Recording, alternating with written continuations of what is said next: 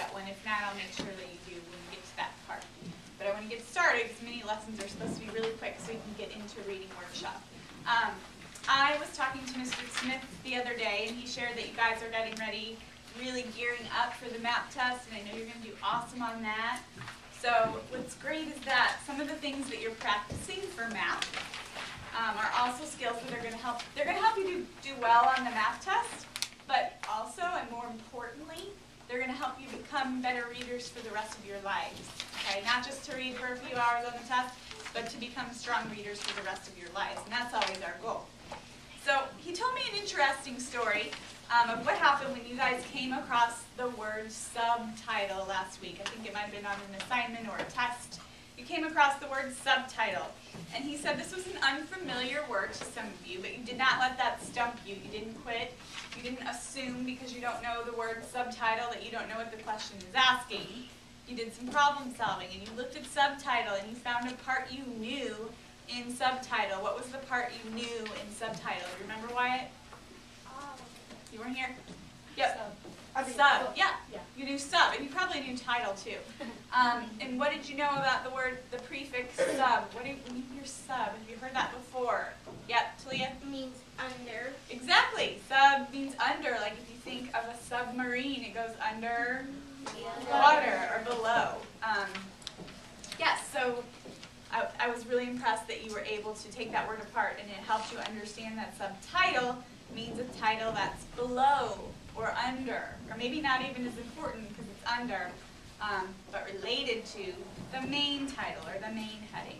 So you guys already have a really good start on what we're going to work on this week, which is what to do when you come to unfamiliar words or phrases in a text. So what I want to teach you, it's right up here, is that you don't have to know the exact meaning of every word or phrase to get the gist.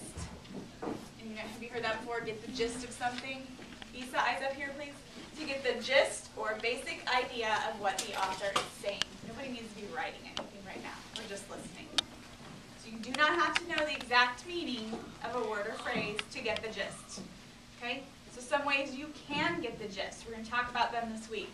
The first way we're going to talk about today. We're going to focus today on number 1. What does that say? Read it out loud to me. Use context clues by closely reading around a word. Right. Yeah, so subtitle, you didn't quite use context clues, but using context clues is probably the number 1 way you can help get the gist of a word or phrase. Okay, so you're going to read closely around the word or phrase to see if the author gives you clues, context clues. Okay? Now there's different kinds of context clues, and you've probably heard context clues before. Thumbs up if you have. Have you heard that before, Isaiah? Maybe not? Okay. But you might not know what kinds of context clues the author gives you. One big type of context clues, synonyms. Okay? So I have an example here where whoever wrote this sentence is giving you a huge clue about the meaning of the underlined word. Can I have a volunteer to read the sentence? Eli, nice and loud. Okay. The man was sent to the penitentiary or prison for stealing a car. Okay, so the unknown word is penitentiary. You might have known it before, but let's just pretend we haven't. So penitentiary, what does that mean? Isaiah? A prison. A prison, exactly. The author gave you a what kind of word? Prison is a blank for penitentiary. Shout it out. Synonym. Prison is a synonym for penitentiary. Sometimes authors are really obvious like that, and you can't miss it when they're obvious, but sometimes kids do. He gave you the definition right there, piece of cake, or she, whoever wrote it. Okay, let's think about another type of context clues. What is an antonym? Shout it out if you know. Opposite meaning. Opposite. So you know, synonym is the same meaning. Antonym is opposite. David, can you read the sentence, please? Blandy tried to quell the rumor about his illness, but they continued. This one's a little trickier. Brady tried to quell, that's our underlying word, the rumors about his illness, but they continued. So to figure this out. We kind of actually have the opposite of quell in the sentence. What is the antonym for quell that's in the sentence? Continue. Good. That is the opposite of our unknown word, continue. So let's think about that. What is the opposite of continue? What does it mean? Shout it out. Stop. Stop. Excellent. Great. So let's try that. Let's make sure it makes sense that way. Hey, Wyatt, can you read the sentence but fill in stop for quell and see if it makes sense? Go. Brady tried to stop the rumors about his illness, but they continued. But they continue. Does it sound right, Wyatt? Yeah, sounds good. So sometimes, like I said, the author can give you antonyms as context clues. And then sometimes it's not a direct synonym or antonym, but they're there, they're just not as direct. And so I call those situational cues or clues, so you can figure it out based on the situation that's happening in the sentence or in the paragraph or in the story. Minnie, can you read this sentence, please?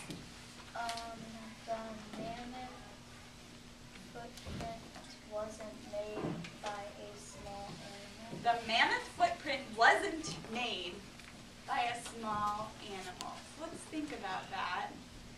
What kind of footprint would a small animal make, Dylan? A bunny. Okay, so what would the footprint look like? Okay, so like a bunny. And what kind of animal is a bunny? Like a rabbit. Yeah. So what kind of footprint would a small animal make? Like a bunny footprint. Like bunny, squirrel, maybe a small puppy. Those are all pretty small footprints. Okay, but it wasn't a small footprint. What kind of footprint was it? It was mammoth. So any ideas about what mammoth might mean? Shout it out if you know. Big. Big, large, huge. Good. So you kind of had an antonym clue here, small. You had to think about the opposite of small, but it wasn't as obvious as up here, I would say. Okay. So sometimes you have to think about the situation and do some analyzing. Okay, we have a couple more minutes, so let's do some more examples. You have a sheet of paper. Go ahead and write what we decided the meaning of quell was. Write it on your paper in the box next to quell. What did we decide the meaning of quell was? Write it in the box next to the word quell. The other thing I want you to write in the box is how we knew what the meaning of quell was. Is this an emergency? Now you need your paper, so now is a good time to tell me. Anybody else need a paper?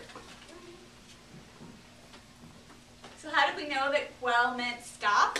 We used this clue, which was an antonym. That was your antonym clue. Good. Penitentiary, I think, is also on your sheet. So write down, yeah, it's on there. So write down what penitentiary means. Remember what we said penitentiary means? Write it in the box next to penitentiary. What did it mean? Isaiah? You said it earlier? Prison. So on the word next to the word penitentiary in number 3. Next. I want you're trying to write antonym. It's right here. Right there. Okay? There. If you need to scoot it, you can. Scoot wherever you need to go to see it. So penitentiary meant prison, and we knew that because it was a what? Only one person remembers? Synonym, right? So write synonym next to prison.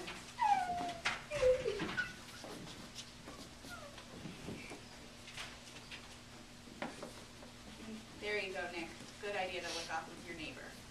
That's what I was going to suggest.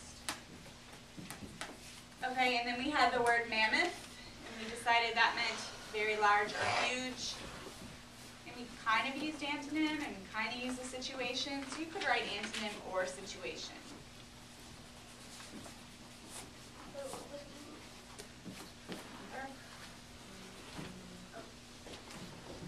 Okay, I have another sentence for you. I'm going to read it in just a few seconds. No, I don't know right. You know what? You do not have to completely finish the 3 that we've done. you want to keep writing while I'm talking, that's fine. The next sentence, I'm not going to write it, let's just listen. The unknown word is pandemonium. The sentence goes like this. There was crazy pandemonium as people were trying to leave the rock concert. There was crazy pandemonium as people were trying to leave the rock concert. So imagine what it's like if you've ever been to a rock concert or seen it on TV, when everybody's trying to leave at once. What does pandemonium mean? I love all these hands in the air. Turn and talk to a partner.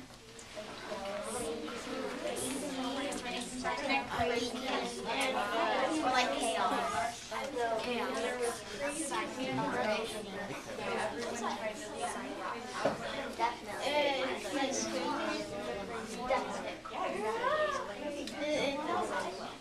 Okay, eyes back up here. What'd you decide? Go ahead, shout it out. Crazy. I got it. Now, I heard crazy, but let's think of the word pandemonium as used in the sentence. There was pandemonium. So it's used as a noun, and crazy is an adjective. Can we turn crazy into a noun? What would it be? Craziness. Good. Craziness. You kind of got the synonym there, because they use the word crazy, but you had to change it a little bit to make it fit. So next to pandemonium, you should be writing craziness.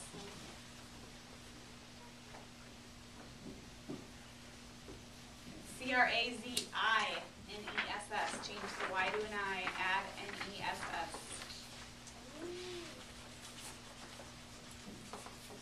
Got one more example we're going to do, and then it's going to be time to transition. Let's see. Okay. How about this one? Listen carefully. The unknown word is incompetent. Incompetent. You might be able to think about that prefix in. That could help you. But the sentence goes like this. The lead dog was so incompetent that he had to be replaced by one that was more useful to the pack.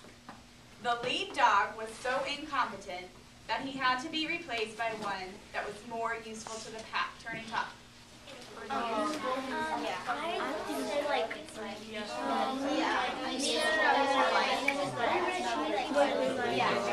mean that he had to be replaced by one that was more useful. Get with one. I'm sure somebody will work with you. You can make a group of three. Decide on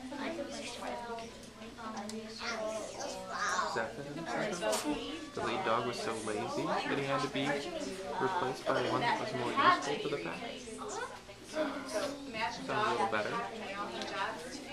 The lead one was so incompetent they had to find another one. What does that mean? Incompetent. Nick, do you have an idea? The lead dog was so bossy that he had to be replaced by one more useful to the pack. Which of those words that you told me do you think is best there? He was not Could be, yeah. good, not responsible, not doing the job right. All right, eyes this way again. When I say turn and talk, you need to make sure you get with someone. I'm okay with groups of three, but it's not okay to sit there by yourself. When I say turn and talk, you got to work together. Incompetent. Any ideas? Minnie? Not responsible. Not responsible. You're using the context. If he was irresponsible, wasn't doing his job, he had to be replaced. Other ideas? That's a good gist word. Responsible would help you get the gist of the sentence. Who hasn't shared yet today? Eliza? Unuseful. Unuseful. I like how you use the prefix in. What does the prefix in mean in this sentence? You kind of said it. Unuseful is not really a word, so we would maybe substitute not useful for that. So not responsible, not useful, good synonyms for incompetent. Lazy, maybe. Yeah, that's a good gist word too. Incompetent and lazy do not mean the exact same thing, but they're close enough that you can get the gist of the sentence. All right, we need to stop there. I know I didn't give you all of the words on your list, but we got pretty far. So eyes on me, today and always. This way, Wyatt, I need you to remember that when you're reading.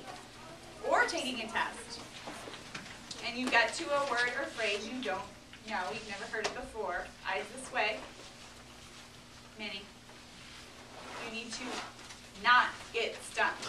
Don't give up. I get to words all the time in my books that I don't know. Instead, you need to read closely around the tricky word and see if the author gives you some clues, synonyms, antonyms, situational, to help you get the gist of what he or she is saying. Okay, so what I want you to try in your independent reading today, eyes this way. Guys, when I say eyes this way, I need eye contact. In your independent reading today, this is a little assignment. It's pretty common. If you're reading a Just Right book, you're going to come to a word that you don't know eventually. Because if you don't come to words you don't know, it's not just right, it's too easy. So if you're in a Just Right book, you're going to come to words you don't know. And when you get to those words, one or two maybe, write that word down, write what you think it means, and why you think that. Was there a synonym, antonym, or situation clue? In your independent reading, for one or two words, one or two unknown words, write the word. Write what you think the meaning is. Write why you think that. What are you going to do in your independent reading today, Issa? If you get like something on the wall, you gotta, what do you think it means? Well, first write the, What? then What do you think it means? what you think it means. And then why? Why. Very good. Can you do that? Yes. Okay, that'll be some good practice. All right, eyes on Mr. Smith. He will give you